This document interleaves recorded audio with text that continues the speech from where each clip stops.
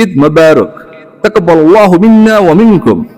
প্রিয় সুধীবৃন্দ, আমরা অনেকে ঈদের নামাজ আদায় করতে গিয়ে তাকবীরে ভুল করে থাকি। যেহেতু বছরে মাত্র দুবার ঈদের নামাজ অনুষ্ঠিত হয়, তাই অনেকের মনেই সন্দেহ এবং সংশয় জাগে কিভাবে করে তাকবীরগুলো দিতে হয়। আমি আজকে আপনাদের সম্মুখে খুব সহজভাবে একটি পদ্ধতি বলে দিব, যেই পদ্ধতি অনুসরণ করলে আপনি কখনোই আর ঈদের নামাজে ভুল করবেন না। চলুন শুরু করা যাক।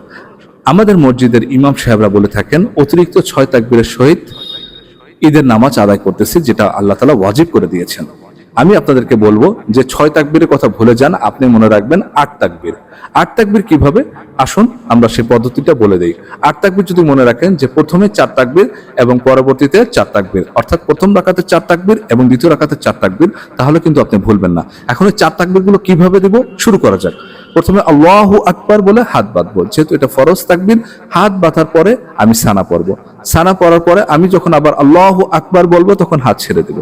আবার আল্লাহু আকবার বলে হাত ছেড়ে দেব। এর মধ্যে কিন্তু 3 তাকবীর হয়ে গেছে।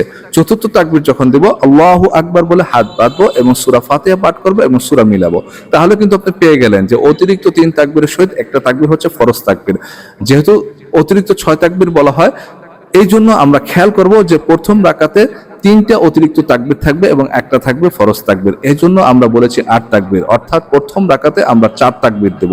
আপনারা দেখতেই পেলেন যে আমরা 4 তাকবীর কিন্তু দিয়ে ফেলেছি। এরপর আমরা রুকু করব, সেজদা দিব।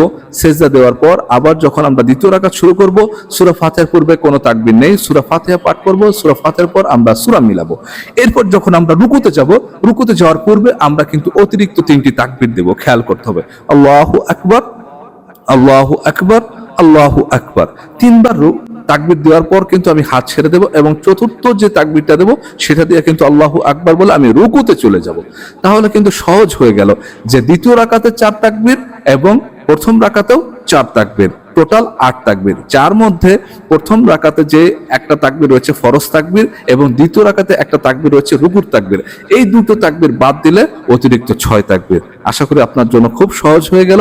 আপনারা এই বিষয়গুলো ফলো করলে ঈদের নামাজে আর কখনোই ভুল করবেন না ইনশাআল্লাহ। আসসালামু আলাইকুম।